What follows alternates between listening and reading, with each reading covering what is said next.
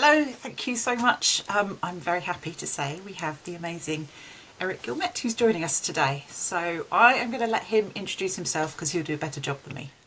I think you would do a phenomenal job. But hi, everyone. My name is Eric Guilmette. I'm an actor, poet, producer, a bunch of other things too. A human.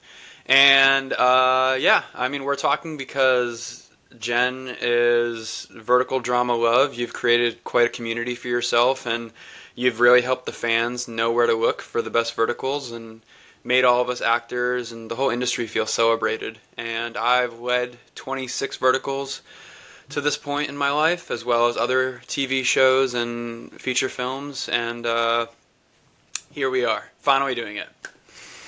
So normally I ask people about past projects to start with, but I wanted to do something a bit different with you because we are recording this a day after a rather shiny press release came out about a new series which not only are you starring in, but you've also produced, which is called Love and Blood. Would you be kind enough to do a very brief overview of what Love and Blood is about?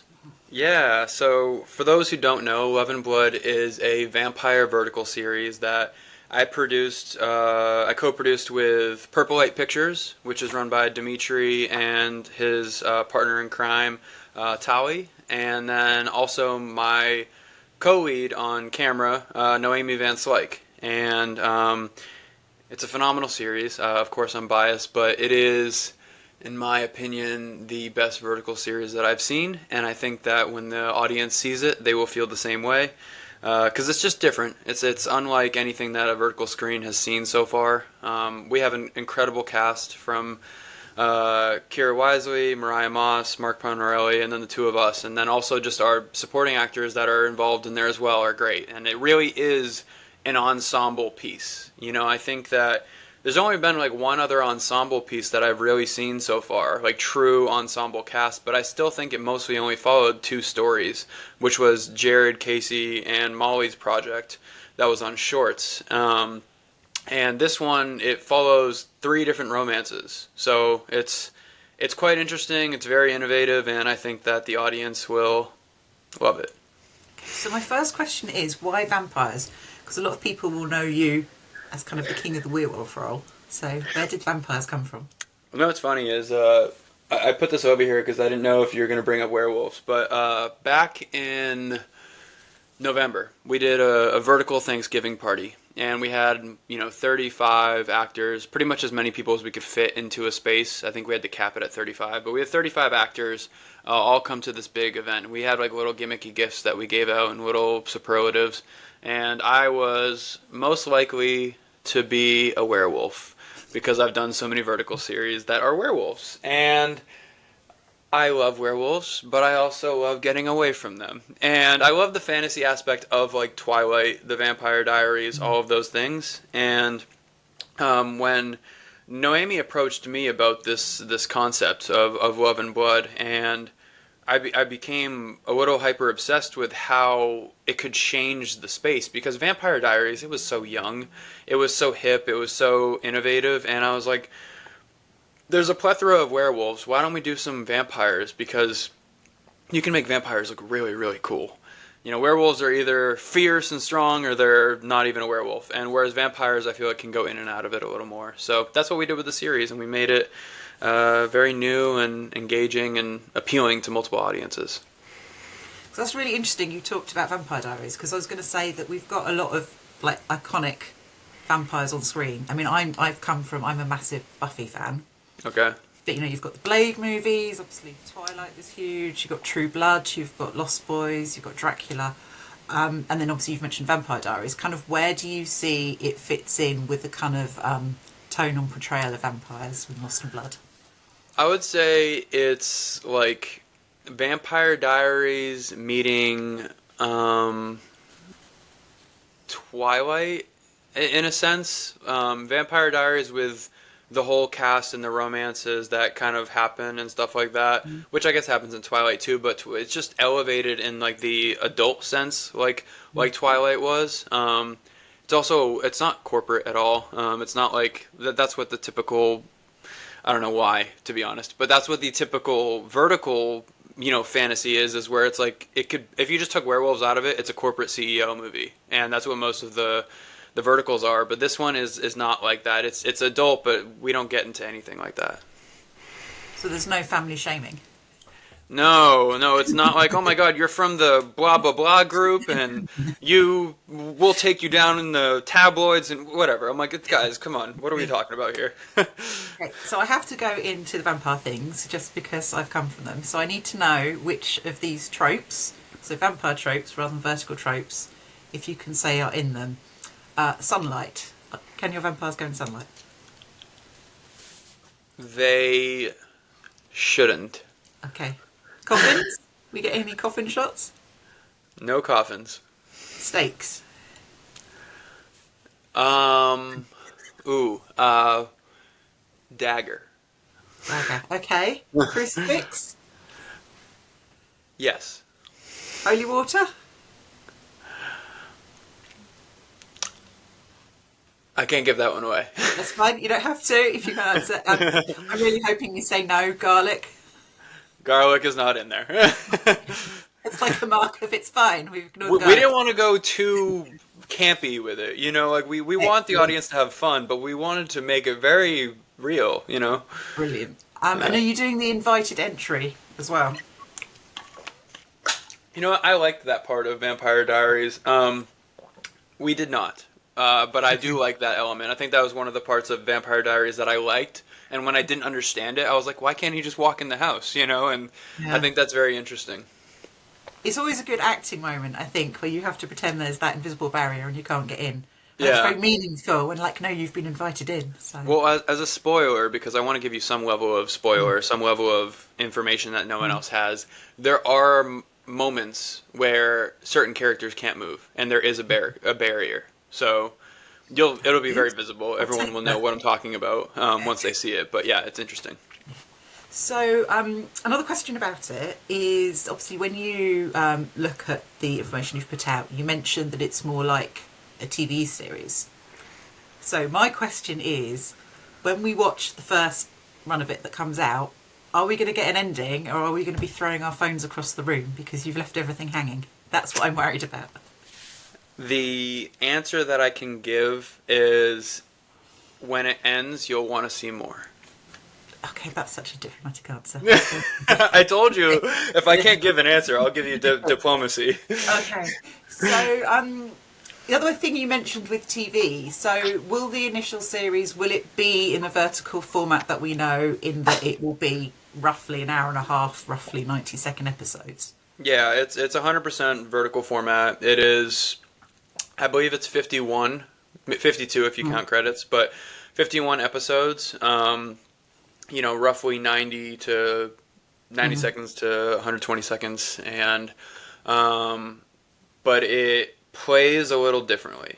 Like, you still have all your cliffhangers, you still get the adrenaline rush very often at the end of every episode, but it leads you into the world. You feel like you're in the world when you're watching it, which is really something that I feel like a lot of verticals kind of miss on. Is, you can tell that they're on a set that's been used 100 times before in a vertical. And this one of the most unique things is, Purple Light, we did this in Guadalajara, Mexico, and our locations were unbelievable. And I credit a lot of that to Tali, Citlali A. Ruiz, Pia Martinez, Dimitri, of course, and then our set designers, Linda and Danny, they were phenomenal. It's just really every member of that team needed to do their job well in order to make it look as amazing as it looks, and they did, and that's why we hit a home run with it. That's one of the other things I wanted to ask you about, because you've mentioned that it's a collaboration with Purple Light, and that you initially, your first work with them was I Am the Rule, which has an amazing, I think, sort of tension and look all the way through it that's quite stylised. Is that one of the appeals of working with them for Love and Blood? So the reason why I'm the Rule, which is on Drama Box, the reason why that show is so monumental was that was the set that I met Dimitri on, and so many other talented people. Tyler, who plays what the hell is this character's name? he plays the nephew of the guy, and he thinks he's the emperor. Either way, doesn't matter. But Tyler Morrow, one of the most talented actors I've ever worked with, and I met him on that set, and him and I really jived. Christine Larson crushed it on that set. Sia was great. Juanis was great. Vivian was great. So there was a lot of really great collaborative energy there. But the main thing was we went through hell on different parts of hell on that set, and Dimitri really, because it wasn't his project, that wasn't Purple Light's project. That was one that Dimitri got brought in to kind of like be like a creative lead on, and him and I just vibed from the moment he walked on the set. And once we had that energy, we knew that we were going to be doing this a lot moving forward. And then we did over and over and over again. And now I've done 5 projects with them, and this one, Love and Blood, of course, being the most monumental. When you find your team, and I found my team. Can I go back to, you said you filmed in Mexico. Kind of what's the appeal? What does that bring, going to a different location like that? Well, first appeal is cost. It's definitely more from a producer side. It's cheaper.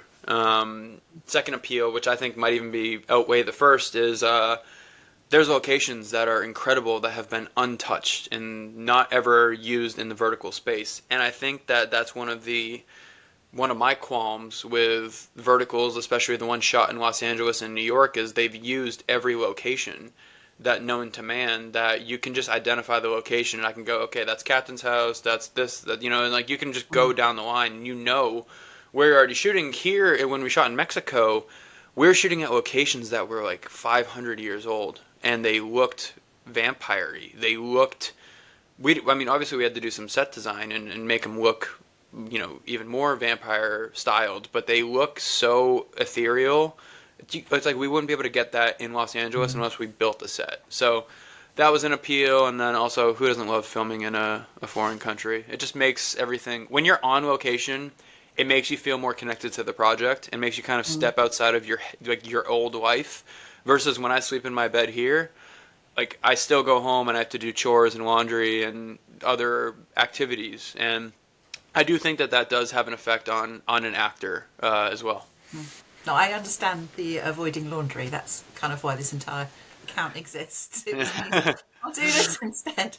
Yeah, are you not a laundry person? Because I'm not a laundry person. My mom would always be like, "Oh, it's so therapeutic," and I'm like, "No, it's not. It's time consuming, and I can't stand it." I think it gets me because people say it doesn't take that long, and it does take that long. Yeah, it does. It takes forever. Folding is hard. I don't know if I'm just a bad folder, but it's tough. So finally with Love and Blood. So my favourite thing is obviously I ran the awards and I was taking nominations, and we had about like 20 nominations for like best series for Love and Blood, which isn't even out yet. So you have this like fan base who love it so much, and all they've seen are the little clips that you've shown, which aren't even clips, are they? They're just behind the scenes photos. They're just behind the scenes photos. It's funny you bring that up. Someone can correct me if I'm wrong, but yesterday, like you mentioned, we had a big press release on Entertainment Focus. And as far as I know, there has not been one show that has garnered its own press release on a platform, like a news source or anything. There's been shows themselves that have been featured as part of an app or whatever, but the whole press release was built around Love and Blood, which is a show that hasn't come out yet. We haven't announced a release date. We haven't even announced the platform. And it's really one of those things where we've developed such a huge fan base for it. They voted for it when it, A, hasn't come out, B, it's the wrong year that it could even be nominated for, right? Yeah. And I think that's a testament to everyone seeing the value in it. Like, everyone knows we built something incredible. I mean, obviously the people from the inside really know we built something incredible, but I think the people on the outside, the fans and the viewers, they really see that. And I mean, as a creative, that's why we do this. I was talking about this with one of my actor friends the other day. Like, we could continuously work on verticals if we wanted to. There's so many verticals shooting, and there are so many jobs out there for verticals because there's so many platforms now. But the thing that makes me excited about this industry is elevating it, finding ways to take it to heights that it hasn't been before, and how to adapt it. And that's what That's really what Love and Blood does. Is it elevates the quality, it elevates the height of it, and it opens the opportunity to other creatives and collaborators. Since no one's done this before, no one's built a franchise before, no one's independently shot stuff and sold it. It's like someone had to be the first one to take a risk, and we took a risk, and we know that we're sitting on gold. And so it's one of those things now where we're excited for what it does for us, of course, but we're excited for what it does for the industry as a whole. So could you just explain for people who aren't in the industry, because as far as we're aware, you're like, we've shot it, we've made it, and we're like, well, why isn't it out? So what are the steps? What's the time frame from you finishing that shoot in Mexico, and what needs to happen before something appears on our app? So we finished filming principal photography. I think it was December 16th was the day that we finished. And usually, because of the vertical pacing of the way things move, like there will be an edit out for something within 2 months of it finishing, of it wrapping. And the edit, obviously they usually have an editing team, and this is just standard vertical talk. They usually have an editing team, and they'll cut it pretty quickly. As long as they hit their beats, they have, AI or royalty-free generated music. There's the special effects or the visual effects, I should say, are, nothing really outstanding. It's borderline standard. It's the standard right now is good enough. Get it on, right? We didn't want to do that. We wanted to make sure that our music throughout the whole thing was composed. We have a composer from Finland who is creating the original score for the movie, and it really drops you into it. Like if you're watching it, I've done X amount of notes passes on it now. When you watch it without music and then you add that music element into it, and it's designed for the show, you are so enthralled in the show. You literally just keep doing this with the screen. You keep going in, and that's what storytelling is. Storytelling is getting someone to be watching and making them go because they need to know. And that's what music does. And so we have a composer, we have over 200 visual effects, which is unheard of in the vertical world. Usually you're lucky if you have 50 and they'll be done very quickly. But that's also just the industry. That's the standard for the industry. And so anyways, we wanted to find ways to elevate it. So editing, of course, on our end is taking a lot longer because we're treating it like a feature film or a traditional TV series, but we're trying to make sure we iron out everything. I mean, even I'm sure you saw we have an Instagram account for it, right? What other show has an Instagram account? None of them.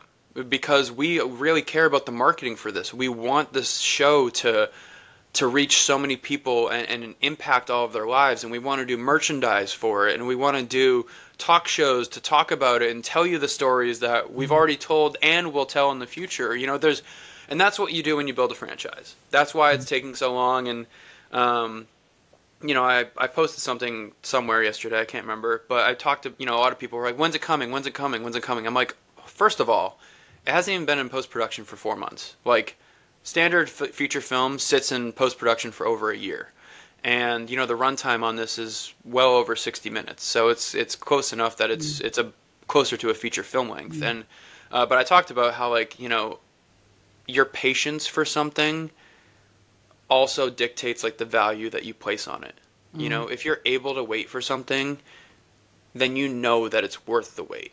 And that's what we wanted to create with this series. And that's quite challenging for a vertical audience because we're not known for our patience. So no, which is fine. And I get it, but there's plenty of shows for people to watch while they wait, and it just helps build the anticipation. It makes it, I don't know if this is a good analogy, but this is the first thing that came to my mind. If you take someone out on a date and you sleep with them, 5 minutes into the date, it's not that... It's like, oh, well, that was easy, versus when you actually put time and effort into things and you invest, emotionally and all that. It changes your experience. So I think that's really what we've done, is we want people to be invested. It is amazing that you were saying about the music, actually, and that you've got a composer, because I think that's an area where sometimes verticals can get away with it, and that is an area where it falls down, I think, often. that you just, you don't have that. So that will that be on Spotify? Is that something people are going to be able to listen to and buy? You know, we can actually release a soundtrack for it, and Amazing. we talked about that in a meeting like a week or so ago. So I think that we'll do something that way so people can feel like they want to be in the world when they can't watch it. They can listen to it, but also on top of that, you know, like it's just like there's just so many elements that I think the vertical space can learn from and grow with, and this the only way to do it is to do it and make everyone kind of follow suit.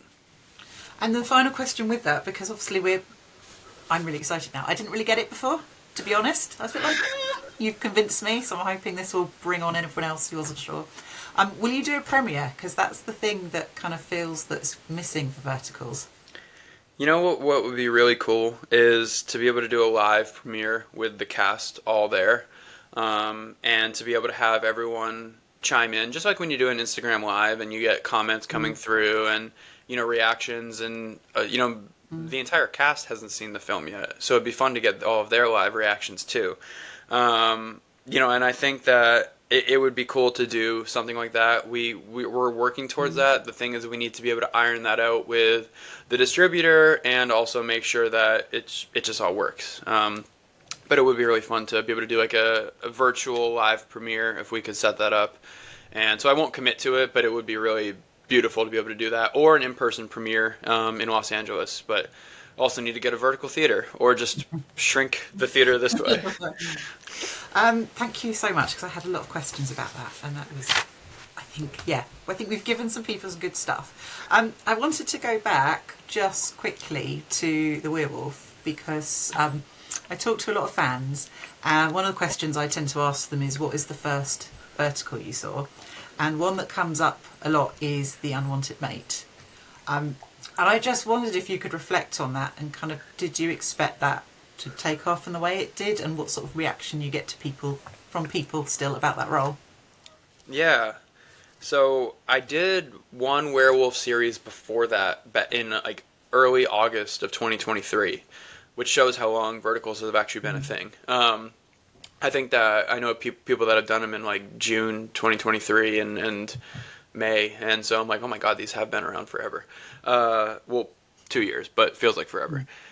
Anyway, so when I did the one in January, I was a little skeptical because my first experience was just like, it just was hard to quantify. Like the company that we did it with, they audio dubbed the female lead's voice. Yeah, the female lead was Livia Pillman, and I can't remember if she's from Germany. She's from Europe. I just can't remember where in Europe. But so she has an accent, and so when it came out, we saw that they had audio dubbed her voice, and I'm like, well, why did you cast her if you knew you were going to audio dub her voice? So, anyways, that like was like my intro to the vertical space, and I was like, well, this doesn't leave a great taste in my mouth, and so I was a little thrown off with that regard. But then when I did The Unwanted Mate, you know, I was really getting treated well by the producer, Chi, and the first AD, Yushan, and then the director. Because, you know, they really set the tone for how the project goes. And the director, Matt Macedo, is great. He's really such a great guy, and he's so chill and easy to work with. And, you know, so from that aspect, I knew that the project had potential more so than my first one. I didn't know what the vertical space was at that point, you know, but I knew that show had potential because of when we filmed it. And then on the actual cast side of things, you know, Ashley, Michelle Grant, Shay Deneen, Andre Pernilla, who I think you interviewed as well. You interviewed Andre, right? Yeah. You know, so it's like, so I saw like what we were creating, along with the other supporting cast that were amazing. And I was like, oh, this has a chance to be good. I didn't know what it was going to turn into because of my first experience. But then once it came out and we saw it, I was like, oh, there's some really good stuff in here. And then, you know, little by little, it started to take off. And then I think it was Short Max's number 3 show for last year in terms of total viewership. And so it was great. It was a werewolf vertical, and that was the one that really got me into a billion other werewolf verticals after, because of how well that one did.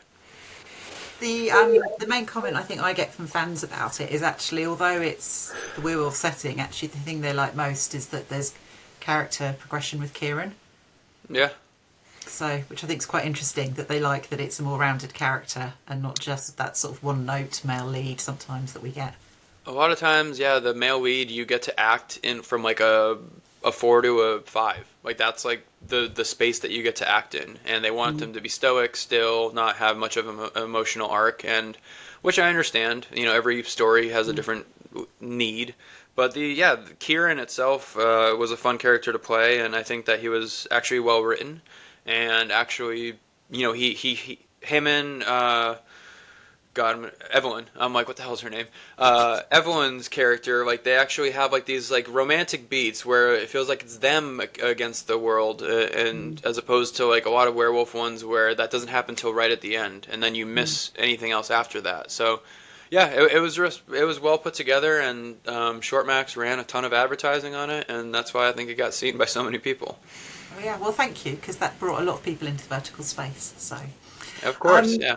I'm jumping around a bit, but I'm going to go back because you were talking about travel and that Love and Blood, you got to go to Mexico. And people who follow you online will be aware that you went to Turkey earlier this year and got to film some pieces with, I think it's Drama Pops, isn't it? Yeah, yep, So I one's did. out as we film this. So the first one, it was like a two-parter, similar cast but totally different stories. The first one out, which is What Happened in Vegas, Yep, where you are the lead and you have glasses, are very important. yep. Plot point. And that one you had, Grace is the female lead, isn't she? In case Kelsey Maskell's the baddie, and then it's Yeah. a swap. Is that right? In the next one, that Kelsey's the female lead and Grace is causing trouble. Is that correct? Yeah. They flipped roles, and I got to see both sides of them. Whereas I kind of, you know, my character's a little different, but he's not that much different. And so it was a really great experience because I've obviously, from moving into the producing side, you know, you watch different shows, like just like the first few episodes, just to see how certain actors are, and I had never seen Grace play a role like how she plays in the one that Kelsey was the lead.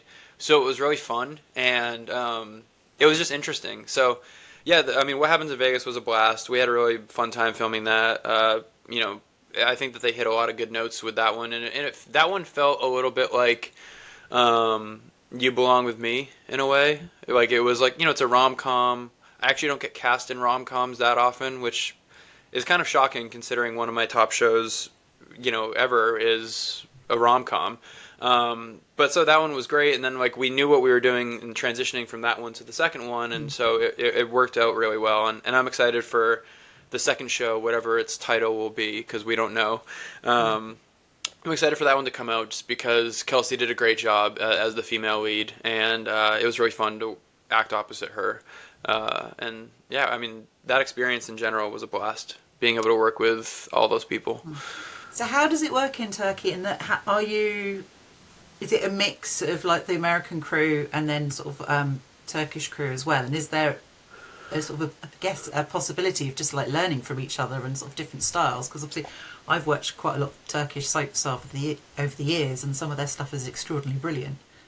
Yeah, so I mean, the whole crew is Turkish. The only actually even the director was Turkish, but he works in London, believe it or not, and he got flown in, and I think it was actually his first vertical, if I'm not mistaken. But he does soap operas in London, and so he knew the industry and he knew how it worked. But so it's all that, and then a lot of the actors that get cast, which I'm sure if you've watched on Drama Pops enough now, you will see a lot of the same supporting actors, because there's, you know, Americans that live there, or there's Europeans who live in the UK or wherever that they'll fly in because they don't have an accent or they have a small accent.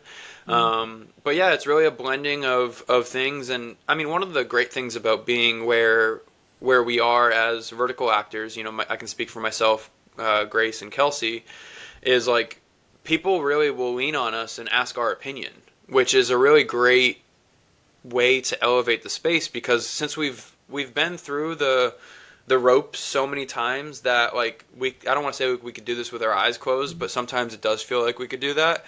And so I think people trust our opinions, especially if they're newer to verticals. But The Drama Pops team was really great. They knew what they were doing. Depot Film was the ones who produced that one, and they were awesome. And yeah, I mean, I would go back to Turkey and work for Drama Pops in a heartbeat whenever they asked me. Did you get to see any of Turkey? Because Yeah, you were lead, weren't you, in all of it? And Kelsey was implying there wouldn't be much time for you to actually get off set and look at stuff. yeah. Kelsey, and Grace went around. We saw everything. I went to the.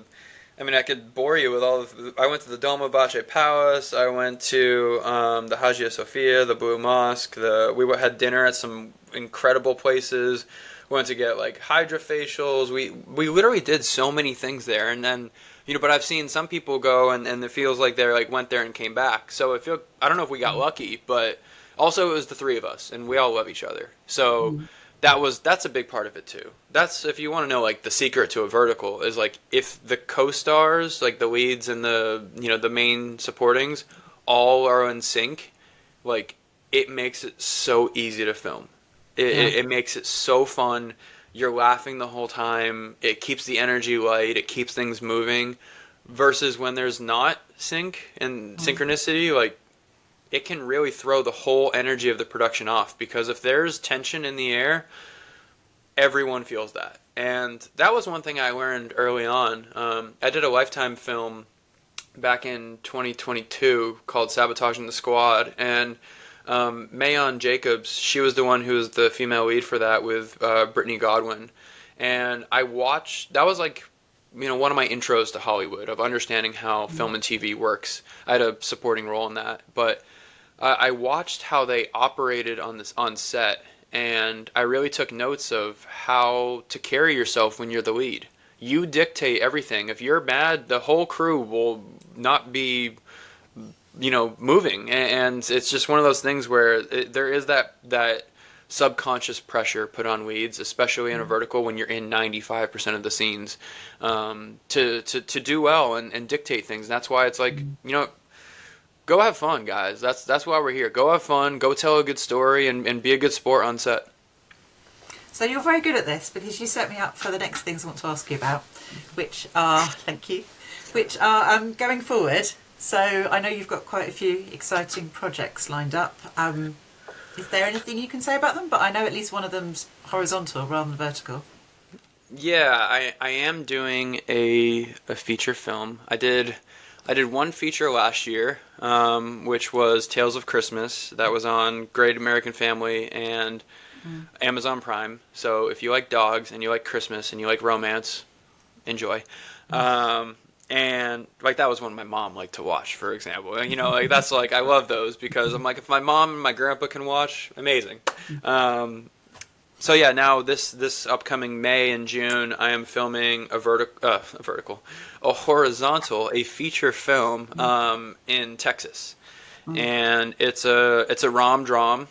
I can't give away really any information other than I can't even say the title, but it will hit the audience that likes verticals. It's a perfect 1-to-1 correlation, and my character in it is fun. Here's a good example.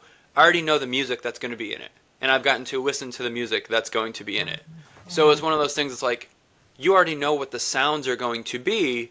Versus when you do a vertical, they're just going to put some trumpet over some sex scene, and it's just you have no idea what the tone is. And so when you know the music and the composition, it just helps you understand the tone of the film. And so yeah, I've already listened to it. The soundtrack's great. The theme song's phenomenal, and I'm really excited for it. It'll do well.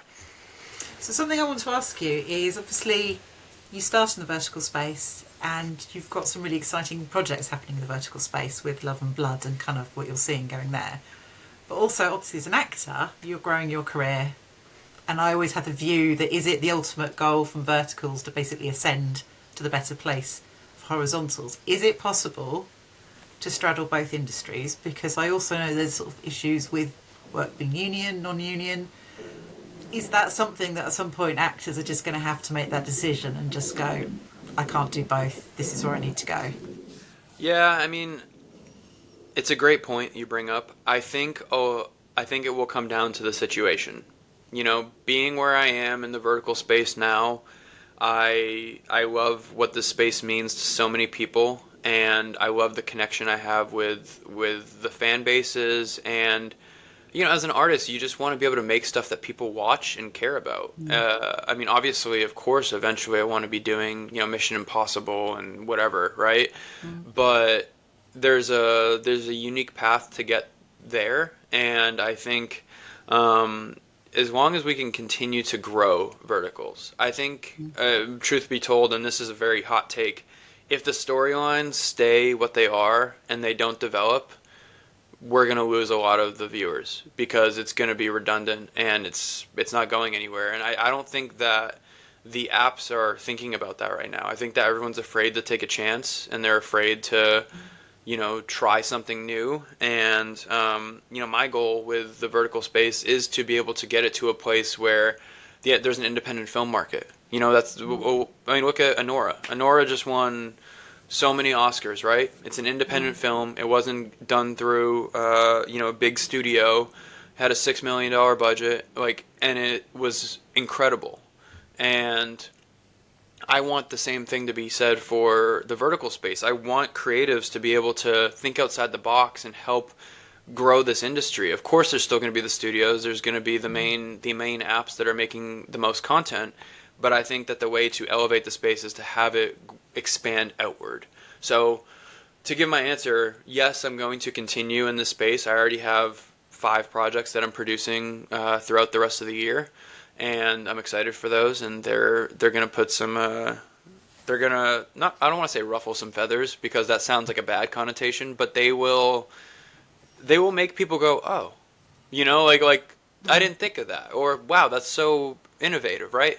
And that's what we want to do. So I'm working on that stuff, and then obviously with me and my representation, we of course are working on traditional TV and film as well, and the path will be the path, and I'm just taking it one day at a time. Thank you so much. So I just want to finish on a final note, which is a bit different. Poetry. Because people might not know, but I was a bookseller. So I spent 18 years selling books, shelving books, organising books, recommending books to people. And basically what happens is you spend your wage on books. You just wave at it and it goes straight to all the books you've seen come in. And you've just signed a book deal, which is very exciting. Yeah, I've been writing poetry for 5 years now, pretty much. If I had to quantify it, yeah, it's April, 5 years. And when I started writing, I just wrote as an escape. I wrote for therapeutic reasons, and that is still the main reason that I write, is to come back to myself, to remind myself of what I've experienced, to remind myself of how far I've come, and just so many things. And then once I started releasing it to the world in small little tidbits on Instagram or TikTok, and I started to see people's response and reaction, and they were like, oh my god, I love this. I feel, and I've gotten some books written back to me of people's reactions and how my words touch them. And I'm like, one of the coolest parts of that is it's not me that is reaching them. It's my words. It's my life that I've put into words that is able to give a path for other people to connect to.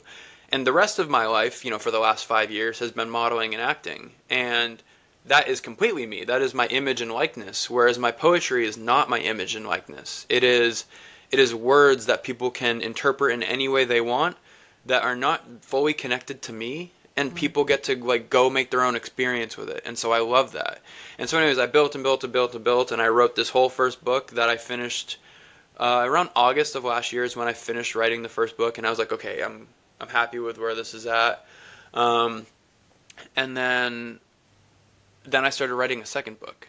And I'm about a third of the way, halfway through my second book right now. But anyways, I met with various teams throughout this year. You and I have had conversations about that, how I've met with publishing teams and all of that. And then I finally made all the stars align. And I found a designer who I absolutely love. And, we're designing the book and, publishing. And now my book will be available at some point this summer. And my mom's a huge fan and supporter of mine. She's amazing, and she actually sent me, the reason I'm wearing this is she sent me this shirt.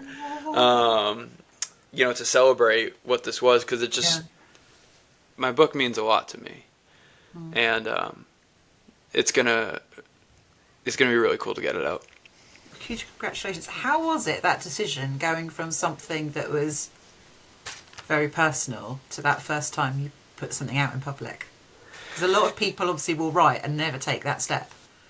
Yeah, I think for me, I think at the time that I released my first poem like publicly, I was going through heartbreak, and the one of the most ironic parts of life is out of tragedy comes the most beautiful things, like the most life-changing things. And I released it, and I didn't have a huge following at the time, but I saw people's reaction, and these were strangers who were like, "Oh, I really like this. This made me think of my late husband or whatever," right? And then I was like, "Oh, this is cool. Maybe I should share a little bit more." And then like progressively it built and built, and once I then started sharing it, I took away that like personal element. Like, yes, I am sharing things that are personal to me, but I just like that it helps people, because it helps me. Like, poetry helped me, and it's something that I don't think we have enough of in the world, because ironically, the times that people go try to find poetry is when they're experiencing loss, when they are dealing with heartbreak, or someone that they love died, or whatever, right? That's when they will go find poetry to make sense of what they're experiencing. And for me, like, I started reading it when I was going through happy things and to make sense of those. And then once I started writing it, it helped me to just drop into myself more, and it really opened me up. And now I'm like, I think poetry should be an ongoing thing that we should all be using, just to help center ourselves. You can use any sort of art form to come back to yourself, but that's the art form that I choose to come back to myself as Eric. So your surname's actually very handy, because as a bookseller, we always think alphabetically, and you want to be kind of in the middle of the alphabet, and ideally near some other people with a similar sort of surname. It's not great if your surname's like W or something, because it means like on a whole bookshelf drop, you're right at the bottom, so people are stooping. Yours is brilliant, because obviously I'm reckoning in bookshops you're going to sit between probably like Allen Ginsberg and The Howl, and then maybe some Seamus Heaney. I don't know how well he's known in the States, but his huge hair. I mean, you couldn't have planned that better.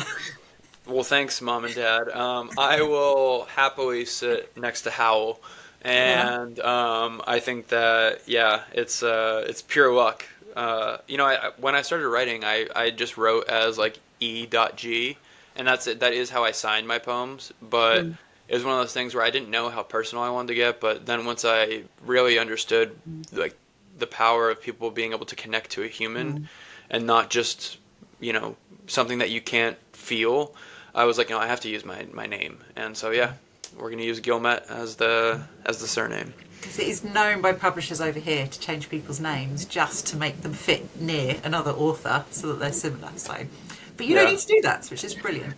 Thank For God. people who haven't really then read poetry or experienced it before, obviously they should read your stuff. But is there like one or two other poets that you would say, go and have a look at their work? Yeah, so I'm definitely a modern poetry fan. I mean, of course, I know the greats and all that have been around for a while, but my poets that really made me fall in love with the medium were Atticus. I'm literally wearing his necklace right now. This is an Atticus necklace. Wilder poetry, Christopher Poindexter, Sheriff Ed, Jacqueline Whitney. Let's see, how many can I rattle off? Lily Reinhart. She's actually someone I really tried to not mirror but connect to, because she's an actress and a poet, and I'm an actor and a poet, and so that was someone that I was like, oh, like she has a really unique way of telling her stories, and so yeah, there's so many good poets out there, and honestly, I think if you've never read a poetry book, pick up one of those. Atticus is my favorite, and the reason why is because when you go through his book, it's an experience every page. Every time you flip a page, because of the way that the book is designed, you experience the poem. It's not just words on a page, which again, there's a place for each type of genre within the industry, but I love that you experience something while you read it, and so that's what I emulate to do with my book as well, is to make everyone from page to page experience something, and that's how I know that I hit right here. Right. And then I have a final question about poetry, because this matters to me, because I'm into my stationery. Okay. Okay. So I need to know, like, when you write, is it like fountain pen? Is it biro? Is it like on whatever bit of paper you can grab? Do you have like beautiful embossed notebooks? How does it work? So I'm not sure. I mean, the only reason you would know is if you've seen like me post a picture of my bathroom. But in my bathroom, I have sticky notes all over, and some of my best poetry ideas I will start scribbling on a sticky note. So I have like sticky note pads there, post-it note pads. Like I literally have a pad in my bathroom that so if I'm just thinking of stuff while I'm brushing my teeth, I'll write it down, stick it to the mirror, and walk away. And that's where most of my poems start, is a sticky note. And then from there, I will take it and I will put it onto my notes app on my phone, and then I'll carve out the whole thing, make it perfect, and then put it into the document that it's supposed to go to. So you are available for sponsorship from Post-it Notes then? Post-it notes would be good. I have like, hold on, I gotta show you. I have some really cool ones. Like obviously these are just standard Post-it sticky notes, but then I have these ones that are like laminated. I'm not sure if the texture will show, but these are like laminated, so they're kind of, I can pull one off. So they're kind of clear. Oh, it doesn't show. No, they're clear. You can kind of see it, yeah. You can see words underneath it, can't you? Yeah, so I like it because, and they're just, I love textures. Textures are really cool to me, and so I love the texture of these.